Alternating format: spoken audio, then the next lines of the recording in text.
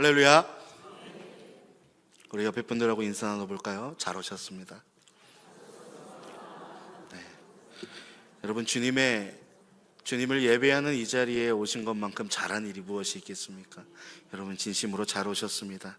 오늘도 주님과 함께하기를 사모하고 하루의 마지막 시간을 주님께 드리기를 마다치 않으시고 이 예배의 자리에 나오신 모든 예배자분들을 진심으로 환영하고 축복합니다.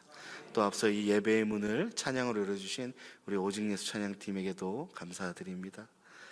네, 또한 은혜로운 하모니로 찬양을 드리신 임마누엘 성가대에게도 깊은 감사를 드립니다.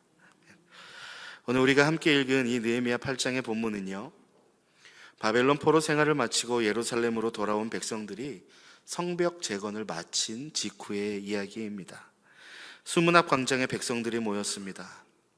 학자 에스라가 율법책을 가지고 나왔고 백성들은 이른 아침부터 귀를 기울였습니다. 에스라가 하나님을 찬송하자 백성들은 손을 들고 아멘 아멘으로 화답을 했고 무릎을 꿇어 하나님께 경배했습니다. 레위인들은 그 자리에서 백성들에게 율법을 설명합니다. 그런데 율법을 듣던 백성들 사이에서 울음이 터져 나오기 시작을 합니다. 그때 느헤미야와 에스라 그리고 레위인들이 백성들에게 말합니다.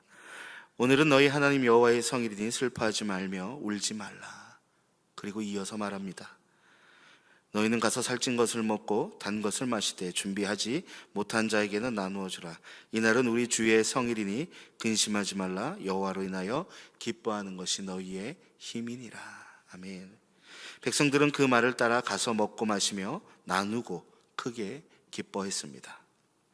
여러분, 오늘 우리가 읽은 본문, 함께 나누고 있는 이 본문의 말씀에서 이 이스라엘 백성들이 율법을 들을 때의 그 반응을 한번 함께 보았으면 좋겠습니다. 그들은 손을 들고 아멘 아멘으로 화답했습니다. 그리고 무릎을 꿇어 경배했고요, 그리고 울었습니다. 말씀이 들렸을 때 그들의 온 몸이 감정까지도 반응을 하는 것입니다.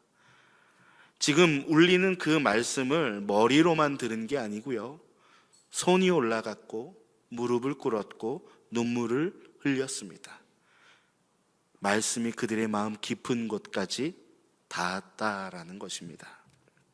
여러분, 오늘 이 말씀을 듣는 이스라엘 상황이 여러분 어떠하였는지 한번 보겠습니다. 바벨론의 포로 생활, 70년의 포로 생활을 마치고 겨우 예루살렘으로 돌아온 사람입니다. 그리고 성전을 재건했고요, 또 수십 년의 시간이 걸렸습니다. 그리고 성벽을 재건하는데도 오랜 시간이 걸렸죠. 오랜 포로 생활 동안, 그리고 성전과 성벽을 재건하는 동안 그들에게 율법은 멀어졌고요, 신앙의 전통은 흐릿해졌을 것입니다. 아마 그 자리에 모인 사람들, 일을 할 수 있는 사람들이었을 텐데 이스라엘에서 태어나지 않은 사람들이었습니다. 어쩌면 율법을 제대로 들어본 적도 없을지도 모르는 사람들도 있었을 것입니다. 한마디로 그 말씀으로부터 멀어진 지 너무 오래된 백성들이었다라는 겁니다. 아무리 유대인들이 결속이 강하고 말씀을 중요시해서 그 말씀의 맥이 끊이지 않았다라고는 하지만 이스라엘에서 본인들끼리 살 때만큼 그 말씀을 많이 접하지는 못했을 것입니다. 그런데 그 백성들에게 이 말씀이 들렸을 때 그들의 반응이 우리가 본 바와 같았다라는 거죠. 손이 올라가고 무릎이 꿇어지고 눈물이 터졌다라는 겁니다. 여러분, 말씀이 들린다는 것은요, 이렇게나 강력한 일입니다. 말씀으로부터 오래 멀리 떨어져 있던 사람들이라 할지라도 말씀이 제대로 들릴 때면 그 말씀은 그 사람 깊은 곳까지 건드린다라는 거예요. 하물며 말씀을 처음 듣는 사람까지도 그 말씀이 마음에 와닿게 하나님이 하시면 무너질 수밖에 없는 것이 바로 말씀이 가진 힘이라는 겁니다. 히브리서 4장 12절이 말하는 그대로죠. 하나님의 말씀은 살아있고 활력이 있어 좌우의 날선 어떤 검보다 예리하여 혼과 영과 및 관절과 골수를 찔러 쪼개기까지 하며 또 마음과 생각과 뜻을 판단하나니. 아멘. 여러분, 말씀은 살아있는 것입니다. 그 말씀이 들릴 때 사람의 가장 깊은 곳까지 건드린다라는 겁니다. 여러분, 그렇다면 오늘 이 말씀 앞에선 우리들은 어떨지 한번 돌아보셨으면 좋겠습니다. 우리는요, 이스라엘 백성보다 훨씬 더 많은 말씀을 가지고 있습니다. 하나님의 말씀이 담긴 책, 지금 여러분들 앞에 다 하나씩 가지고 계시죠. 성경책이 있습니다. 매 주일 말씀을 듣습니다. 지금 이 자리에 오신 분들은 수요 예배 말씀도 듣고 있고요, 금요 성령 집회도 있습니다. 게다가 요즘은 스마트폰으로 원하면 언제든지 말씀을 들을 수가 있습니다. 그런데 여러분, 한번 솔직히 돌아봤으면 좋겠습니다. 그 말씀이 내 귀에 들릴 때 우리의 손이 올라가고 무릎이 꿇어지며 눈물이 흐르는 반응이 여러분 나오고 있습니까? 그렇게 계속 말씀을 듣는 가운데, 말씀의 홍수라고 불리는 이 시대 가운데 살아가는 우리들이지만, 여러분, 그 말씀이 내 귀에 들려질 때 여러분은 어떻게 반응하고 계십니까? 말씀을 많이 듣는 것과요, 말씀이 들리는 것은요, 엄연히 다릅니다. 귀로 소리를 듣는 것과 마음으로 말씀을 받는 것은 다르다라는 이야기예요. 여러분, 신앙생활을 오래 하다 보면 이럴 때가 있죠. 어느 순간 말씀이 굉장히 익숙해질 때가 있습니다. 말씀을 들어도 예전 같은 어떠한 울림이 잘 느껴지지 않고, 예배를 드려도 처음 같은 그 감동이 잘 오지 않는 때가 있습니다. 기도를 해도 그 기도의 줄이 이어진 것 같지 않고 하늘과 끊어져 있는 것 같은 기분이 들 때도 있고요, 성경을 읽어도 그냥 활자로만 보일 때가 있고, 우리가 그렇게 신나게 하는 찬양 가운데서도 그 찬양이 노래처럼 불러질 때가 있습니다. 오늘 내가 무슨 찬양을 했는지도, 그 찬양이 어떤 내용을 담고 있는지도 모를 때가 많다라는 거예요. 말씀 곁에 오래 있을수록 말씀이 더 깊이 들려야 하는데, 오히려 더 익숙해져 버려서 그것이 그냥 배경과 같이 흘려버릴 때가 있다라는 겁니다. 여러분, 혹시 내가 그런 자리에 와 있다면 오늘 이 자리가 그 마음을 돌아보는 시간이 되길 진심으로 소망합니다. 여러분, 말씀이 익숙해진다는 것이 얼마나 위험한 일인지 모릅니다. 말씀이 더 이상 나를 찌르지 않는다는 것, 말씀이 더 이상 나를 움직이지 않게 한다는 것, 말씀 앞에 더 이상 내 무릎이 꿇어지지 않는다는 것, 그건 내가 말씀대로 잘 살고 있어서 찔리는 것이 없는 것뿐이야. 내가 신앙의 양심에 있어서 나는 크게 죄 지은 게 없어서 그래. 내가 나름 신앙에 짬밥을 좀 먹어서 나 성숙해서 그런 거야. 여러분, 혹시 이렇게 당당하게 이야기하실 분 여기에 계신가요? 아마 자신 있게 이 정도로 당당하게 이야기할 수 있는 사람은 없을 것입니다.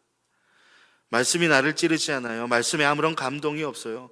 이것은 신앙이 성숙한 것이 아니라 오히려 그 말씀이 내 마음에 들어오지 못하게 내 마음이 너무나도 단단하게 굳어버린 것입니다. 오랜 시간 동안 신앙생활을 하면 오히려 말씀에 대한 감각을 그 오랜 신앙생활 동안 무뎌지게 만든 거예요. 여러분, 그렇다면 우리는 어떻게 해야 합니까? 어떻게 해야 다시 말씀이 들리는 자리로 여러분 돌아올 수 있을까요? 오늘 말씀 앞에선 이 이스라엘 백성의 모습에서 힌트를 얻을 수가 있습니다. 그들은 말씀을 듣는 자리에 나왔다라는 겁니다. 수문 앞 광장에 모였습니다. 그리고 귀를 기울였습니다. 말씀이 들리기를 기대하며 그 자리에 나온 것입니다.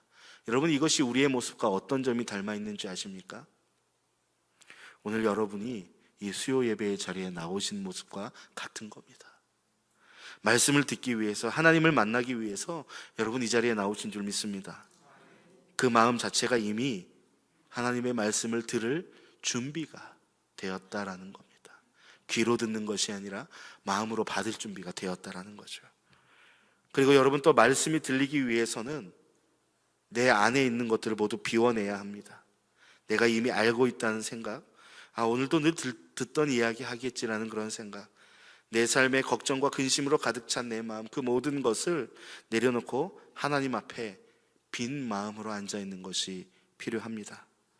여러분, 가끔 이런 분들이 있어요. 설교 제목을 보고 본문의 내용을 보고 오늘은 이런 내용이겠구나. 그리고 설교를 듣고 역시 그런 내용이었구나. 역시 뻔해. 이 말씀은 감동이 없어. 여러분, 그 뻔한 이야기가 나를 살리는 생명의 말씀이 될 줄 믿습니다. 내 안에 내 생각으로 가득 차면 하나님의 말씀이 들어올 공간이 없는 것입니다, 여러분. 그러니 우리들의 마음을 비우고 하나님의 말씀으로 가득 채울 준비를 하여 이 자리에 나올 수 있는 우리 모두가 되길 진심으로 소망합니다. 여러분, 말씀은 살아있습니다. 오늘 이 자리에서 그 살아있는 말씀이 여러분들의 마음 깊은 곳까지 닿기를 진심으로 소망합니다. 이스라엘 백성에게 그랬던 것처럼 오늘 우리 안에도 하나님의 말씀이 살아서 역사하는 은혜가 있기를 진심으로 축원합니다. 여러분, 이스라엘 백성이 말씀을 듣고 울었습니다. 그리고 그 울었을 그때 느헤미야와 에스라가 이렇게 이야기합니다. 슬퍼하지 말며 울지 말라. 그리고 근심하지 말고 기뻐하라 라고 이야기합니다. 말씀 앞에서 터져나온 그 눈물을 이제는 그만 거두라 라고 이야기하는 거예요. 그 눈물을 거두라 라고 이야기합니다. 그리고 나서 어떻게 하라고 합니까? 기뻐하라 라고 합니다. 여러분, 이것이 왜 이렇게 느헤미야와 에스라가 이야기했을까요? 너무 슬프게 울어서, 너무 막 애타게 울어서 그들을 위로하려고 했을까요? 아니죠. 이것은요, 그저 단순히 울지 마, 괜찮아 라고 이야기하는 게 아닙니다. 그 의미를 알기 위해서는 지금 이스라엘 백성이 흘리는 이 눈물이 어떤 눈물인지를 먼저 알아야 합니다. 이스라엘 백성들이 흘린 눈물은요, 말씀을 들으면서 깨달음이 왔을 때 나온 눈물이라는 거예요. 이스라엘 백성들은 70년의 포로 생활을 마치고 돌아온 사람들이었습니다. 그리고 돌아온 그곳에서 계속해서 일을 했던 사람들이에요. 성벽까지 재건했고 성전을 재건했습니다. 그리고 나서 말씀을 듣는 거예요. 긴 세월 동안 율법은 멀어졌고 하나님의 말씀은 잊혀가는 듯 했습니다. 어떤 이들은 아까도 말씀드렸지만 태어나서 한 번도 율법을 제대로 들어본 적도 없는 사람들도 있었을 거예요. 그런데 이날 에스라가 율법을 낭독하고 레위인들이 그 뜻을 설명하는 그때에 그 이스라엘 사람들 마음속에 무언가가 밀려 들어왔다라는 거예요. 우리가 이렇게 살아야 했구나. 우리가 포로로 끌려가는 동안에도, 이방 땅에서 살아가는 동안에도 우리가 붙들어야 할 것은 이 말씀이었구나. 우리가 잃어버린 것이 성전뿐만이 아니었구나. 우리가 잃어버린 것이 이 땅만이 아니었구나. 하나님의 말씀을 잃어버린 채로, 잊어버린 채로 살아갔던 거구나. 그 깨달음이 눈물이 되어서 터져 나오게 되는 것입니다. 이것은요, 단순한 감동의 눈물이 아닙니다. 오랜 세월 동안 하나님으로부터 멀어져 있었다는 것을 깨달음의 눈물이라는 거죠. 그 말씀이 와닿았다는 증거가 눈물로 나타났다라는 겁니다. 그런데 느헤미야는 그 눈물을 거두라고 했습니다. 깨달음의 눈물을 거두라고 했습니다. 여러분, 왜일까요? 깨달음이 왔을 때 그 깨달음이 어디로 이어지느냐가 중요하기 때문이었습니다. 깨달음이 와서 눈물을 흘렸는데 거기서 멈추면 그것은 완성되지 못한 채로 멈춰 있는 것입니다. 내가 하나님의 말씀을 멀리 했구나를 깨닫고 눈물을 흘렸으면 여러분, 그 다음 어떻게 해야 합니까? 그냥 그랬구나. 슬프다. 내가 그동안 멀리 살았구나. 나 나쁜 놈이네 하고 끝내면 끝일까요? 아니죠. 그 깨달음의 눈물이 바로 하나님께로 나아가는 발걸음이 되어야 합니다. 우리는 이것을 두 글자로 무엇이라고 합니까? 맞습니다. 회심 또는 회개라고 이야기하죠. 회개는요, 단순히 울고 내가 그동안 그렇게 살지 못했구나 자책하고 끝나는 것이 아닙니다. 하나님께로 방향을 바꾸는 겁니다. 내가 가던 방향에서 돌아서서 하나님을 향해서 걸어가는 것이 회개입니다. 느헤미야가 눈물을 거두라고 한 것은 이제 그 깨달음을 발판 삼아서 하나님께로 나아가라라고 이야기하는 것이죠. 눈물로 끝나지 말고 그 눈물이 회개의 시작이 되라는 것입니다. 여러분, 우리의 신앙생활 속에서도 이러한 순간들이 있죠. 말씀 앞에서 찔리고 눈물을 흘립니다. 오늘 이 말씀이 너무 좋아서 나한테 하는 얘기 같았어. 눈물이 너무 났어. 너무 마음에 감동이 됐어. 그리고 집으로 돌아가면 언제 울었냐는 듯 일상으로 돌아갈 때가 많습니다. 이러한 패턴이 반복이 됩니다. 깨달음이 오는데 그 깨달음이 삶의 방향으로, 하나님을 향한 방향으로 바꾸어지지 못한 겁니다. 눈물은 흐르는데 그 눈물이 방향을 바꾸지 못한 것입니다. 느헤미야는요, 그 눈물을 거두고 기뻐하라라고 그렇기 때문에 말한 겁니다. 깨달음의 자리에서 이제 하나님께로 방향을 바꾸라는 겁니다. 눈물로 끝내지 말고 그 눈물을 발판 삼아 하나님 앞으로 나아오라는 겁니다. 그리고 그 자리에서 기뻐하라라고 이야기합니다. 그렇다면 여러분, 왜 기뻐해야 합니까? 느헤미야는 9절에 이렇게 이야기합니다. 오늘은 너희 하나님 여호와의 성일이니. 오늘이 어떤 날이라고 합니까? 여호와의 성일, 거룩한 날이라고 이야기하는 거죠. 오랫동안 말씀으로부터 멀리 떨어져 있던 이 백성들에게 하나님의 말씀이 다시 들리는 날이라는 거예요. 그리고 이어서 10절에 이야기합니다. 여호와를 즐거워하는 것이 너희의 힘이니라. 아멘. 지금의 상황이 좋아서가 아니에요. 상황은 아무것도 바뀌지 않았습니다. 그런데 하나님이 이 백성들을 포기하지 않으셨고 그들을 그 자리로 이끄셨다라는 거죠. 오랜 세월이 지나도 하나님은 이 백성들을 잊지 않고 여전히 말씀이 남아있어서 그들에게 말씀을 들리게 했다라는 겁니다. 그 하나님이 오늘 이 자리에서 그 말씀을 다시 이들에게 들리게끔 그들의 마음문을 열고 있다라는 거예요. 그날이 여호와의 성일, 거룩한 날이며 그것이 여호와를 즐거워할 이유라는 겁니다. 그리고 여호와를 즐거워하는 것이 힘이라고 합니다. 여러분, 세상이 주는 기쁨은 어디에 달려 있나요? 세상이 주는 기쁨은 그 기준점이 어디에 달려 있나요? 환경에 달려 있죠. 상황이 나에게 좋게 흘러가면 기쁘고 상황이 나에게 나쁘게 흘러가면 그 기쁨이 사라집니다. 그런데 여호와를 즐거워하는 기쁨은요, 여러분, 다릅니다. 상황이 바뀌어도 달라지지 않는 것이 주님을 향한 기쁨이라는 겁니다. 왜냐? 하나님 자체가 기쁨의 근거이기 때문이죠. 이 기쁨을 가진 사람은 어떠한 상황에서도 쓰러지지 않습니다. 이 기쁨이 힘이 되기 때문입니다. 여호와를 기뻐하는 것이 힘이니라. 느헤미야가 이스라엘 백성을 향해 눈물을 거두고 기뻐하라고 한 것은요, 단순히 분위기를 바꾸거나 위로의 말이 아니라 그 기쁨을 붙들고 살아가라는 것이었습니다. 어떠한 상황에서도 여호와를 즐거워하는 것이 힘이 된다라고 이야기하는 겁니다.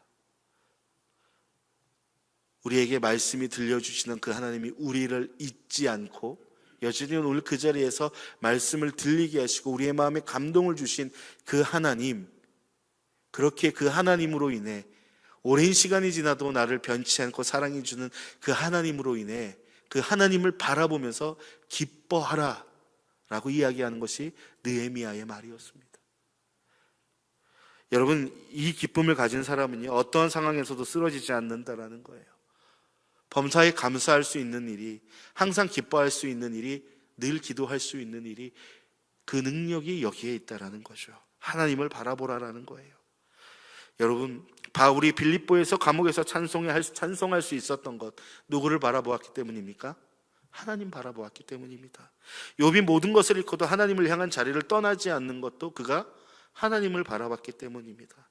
기쁨이, 하나님을 향한 기쁨이, 오늘도 나를 지켜주신다라는 그 기쁨이, 오늘도 나를 봐주고 계신다라는 그 기쁨이, 오늘도 내 가운데 말씀이 들려지게 한다는 그 기쁨이, 그것을 모든 것을 이루시는 것이 우리 주님이라는 것이 바로 기쁨의 원천이라는 거죠. 여러분, 오늘 이 자리에 나오셨다라는 것이 무엇을 의미하는지 아십니까? 이 수요 예배의 자리에 나오셨다는 것. 우리는 내가 선택해서 이 자리에 나왔다고 하지만요, 이 자리에 나왔다라는 것은 하나님이 우리를 포기하지 않으셨다라는 증거입니다. 하나님이 아직 나의 이름을, 우리의 이름을 이 예배의 자리로 부르고 계신다라는 거예요. 하나님이 우리를 이 자리로 이끄신 줄 믿습니다. 여러분, 그것 하나만으로도 우리는 충분한 기쁨의 이유가 될 줄 믿습니다. 내 상황이 해결되지 않아도, 내 문제가 아직 그대로여도 하나님이 나를 기억하고 계신다라는 그 사실 하나가 여러분 기쁨의 이유가 되는 줄 믿습니다. 그리고 그 기쁨이 삶을 살아가는 힘이 됨을 여러분 믿으시기를 소망합니다.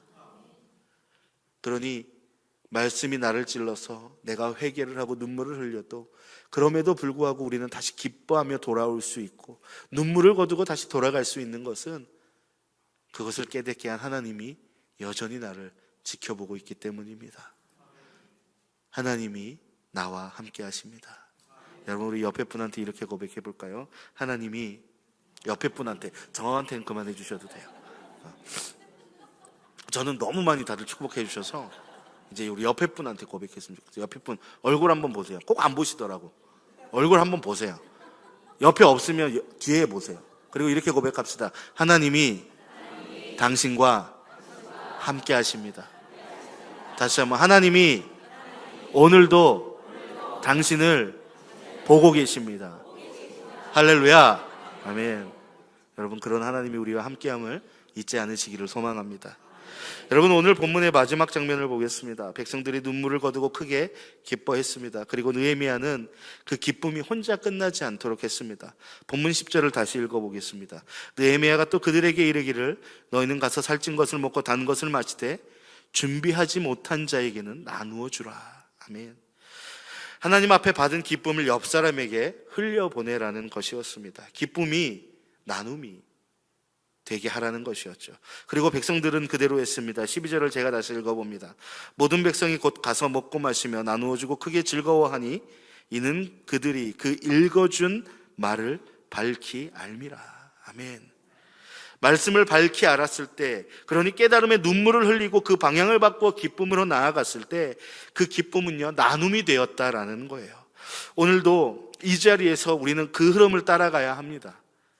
말씀이 들리고 깨달음이 오고 눈물이 흘리고 그 눈물을 거두고 기뻐하고 그 기쁨이 나의 이웃으로 흘러가는 것, 이것이 오늘 본문이 우리에게 들려주는 진정한 이야기입니다. 예수님은 가장 큰 계명이 무엇이냐라는 질문에 마태복음 22장 37절에서 39절에 이렇게 이야기하십니다. 예수께서 이르시되 내 마음을 다하고 목숨을 다하고 뜻을 다하여 주 너의 하나님을 사랑하라 하셨으니 이것이 크고 첫째 되는 계명이요 둘째도 그와 같으니 내 이웃을 내 자신과 같이 사랑하라. 아멘. 하나님 사랑과 이웃 사랑입니다. 여러분, 이 두 가지는 따로 존재하는 것이 아니죠. 하나님의 사랑을 받은 사람은요, 이웃 사랑을 자연스럽게 하게 됩니다. 하나님으로부터 받은 기쁨을 이웃을 향하여 자연스럽게 흘려보내기 마련입니다. 오늘 이스라엘 백성은 그것을 보여준 겁니다. 말씀을 듣고 깨달음이 왔을 때 그들은 하나님 앞에 경배했습니다. 눈물을 흘렸습니다. 그리고 눈물을 거두고 기뻐했습니다. 그리고 느헤미야의 말을 따라 준비하지 못한 자들에게는 나누어 주었습니다. 하나님을 향한 기쁨이 이웃을 향한 사랑으로 흘러간 것이죠. 하나님 사랑과 이웃 사랑이 완성된 것입니다. 여러분, 우리의 신앙생활이 예배당 안에만 머물 때가 있죠. 말씀을 듣고 은혜를 받았는데 예배당 문을 나서면 그것으로 끝이 납니다. 집으로 돌아가면, 직장으로 돌아가면 그 은혜가 사라져 버리는 거예요. 그런데 오늘 본문의 백성은 달랐습니다. 말씀이 들려서 밝히 알았을 때 그 기쁨이 예배당 안에만 머무는 것이 아니고 이웃에게로 흘러갔다라는 겁니다. 여러분, 지금 우리 주변에 힘든 사람이 혹시 있습니까?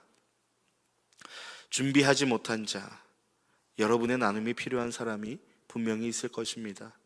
오늘 본문에서도 미처 준비하지 못한 자에게 그것들을 나누어 주라고 했습니다. 우리 주변에도 그러한 사람, 미처 하나님의 기쁨에 참여하지 못한 사람이 있다면 그 사람에게 오늘 여러분이 받은 그 은혜가 흘러가기를 소망합니다. 말씀이 들리고 기쁨이 생겼을 때 그 기쁨을 혼자 가지기보다 나눌 수 있는 우리 원천제일교회 성도들이 되길 진심으로 소망합니다. 그 기쁨을 나누는 것, 그것이 하나님 사랑이 이웃 사랑으로 완성되는 것입니다. 그리고 그 나눔이 일어날 때 그 기쁨이 비로소 온전해지는 것입니다. 여러분, 오늘 이 수요 예배의 자리에서 결단하시기를 바랍니다. 말씀 앞에서 깨달음이 왔을 때 그 깨달음이 눈물로만 끝나지 않기를 원합니다. 눈물을 거두고 기뻐하시기를 소망합니다. 그리고 그 기쁨이 삶을 살아가는 힘이 되기를 소망합니다. 하나님이 나를 바라봐 주신다는 그 하나만으로도 우리의 기쁨이 되길 바랍니다. 그리고 그 힘으로 여러분들 곁에 사람들을 힘껏 사랑하시기를 바랍니다. 준비하지 못한 자에게 나누어 주었던 이스라엘 백성들처럼 하나님께 받은 은혜를 이웃과 함께 나눌 수 있는 우리 모두가 되기를 진심으로 소망합니다. 기도하겠습니다.